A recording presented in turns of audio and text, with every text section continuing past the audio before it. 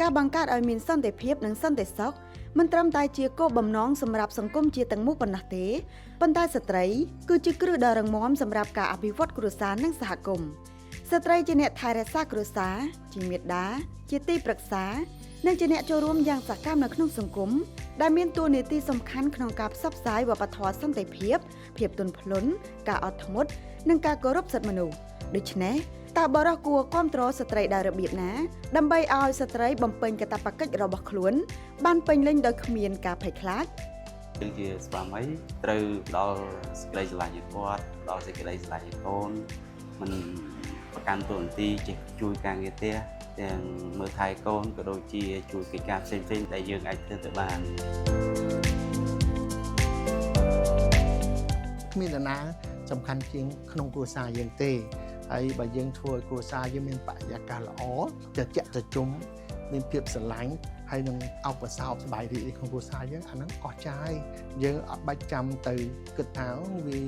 អាក្រក់មើលពីក្រៅគេសើចអ្នកងាយឬក៏គេពេបជាយទេអាហ្នឹងរឿងរបស់គេកំសោយរបស់គេដែលជាភាពខ្លាំងរបស់យើងអស់រយៈពេលជាងមួយសតវត្សរ៍ការតស៊ូរបស់ស្ត្រីបាននាំមកនូវការផ្លាស់ប្ដូរដ៏មានន័យនៅក្នុងគ្រួសារនិងសង្គមទាំងផ្នែកសិទ្ធិការអប់រំការងារនិងការចូលរួមក្នុងការដឹកនាំ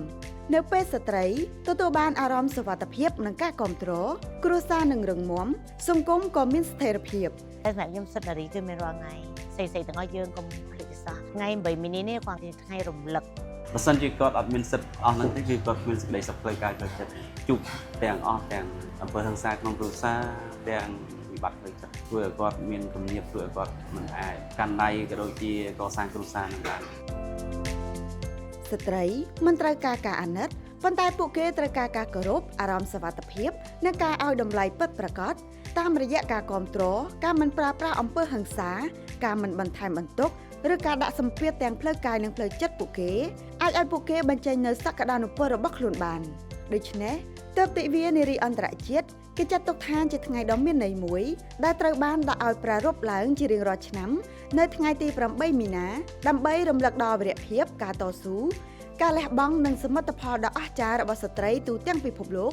យើងគួរតែឲ្យតម្លៃយើងគួរតែគោរពយើងគួរតែផ្ដល់សិទ្ធិយើងគួរតែលើកស្ទួយដើម្បីធ្វើយ៉ាងម៉េចឲ្យគាត់ចូលរួមក្នុងការអភិវឌ្ឍប្រទេសយើងចូលរួមដើម្បីផ្ដល់ភាពកក់ក្ដៅឲ្យកូនយើងគ្រួសារយើងខ្ញុំអត់ដែលមានការអប់រំទេខ្ញុំអត់បានទៅសាលាដូចយើងទាំងអស់គ្នាទេខ្ញុំអត់បានរៀនខ្ពស់ដូចយើងទាំងអស់គ្នាទេប៉ុន្តែថ្ងៃនេះខ្ញុំកសាងអាជីវ32ឆ្នាំដែលដៃខ្លួនឯងផ្ទាល់ដែលមានចំណេះវិជ្ជានៅក្នុងពិភពលោកដែលកំពុងតែផ្លាស់ប្ដូរយ៉ាងលឿនសន្តិភាពនិងសន្តិសុខក្លាយទៅជាគន្លឹះដ៏សំខាន់សម្រាប់ការរស់នៅប្រកបដោយកិត្តិយសនិងសុភមង្គលទិវានារីអន្តរជាតិលើកទី115នៅឆ្នាំនេះបានលើកយកប្រធានបទសន្តិភាពនិងសន្តិសុខសម្រាប់ស្ត្រីនិងគ្រួសារដើម្បីរំលឹកថា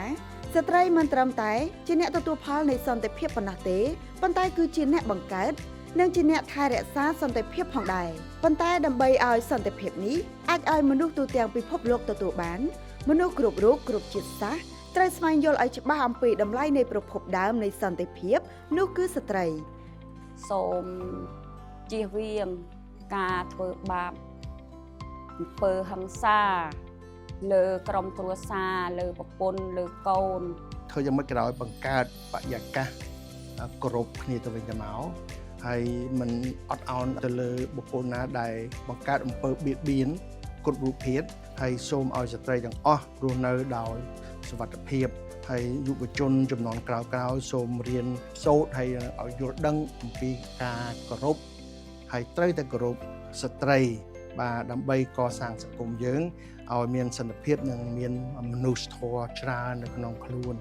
សូមជូនពរឲ្យនារីទាំងអស់គ្នាជាអ្នកម្ដាយជានារីទាំងអស់គ្នាមានសុខសុវត្ថិភាពល្អអ្វីដែលខ្ញុំចង់និយាយអ្វីដែលខ្ញុំចង់ចែកម្លែកថ្ងៃនេះគឺថានារីទាំងអស់គ្នាយើងត្រូវតខ្លាំងនៅខ្លួនឯងអបអរសាទរទិវានារីអន្តរជាតិលើកទី115